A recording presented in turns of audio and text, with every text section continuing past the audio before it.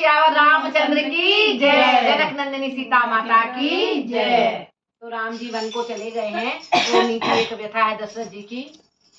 सिया राम लखन मेरे तीनों, सिया राम लखन मेरे तीनों, किस हाल में होंगे उन लाडलों के दर्शन सदा काल में होंगे, उन लाडलों के दर्शन सदा काल में होंगे।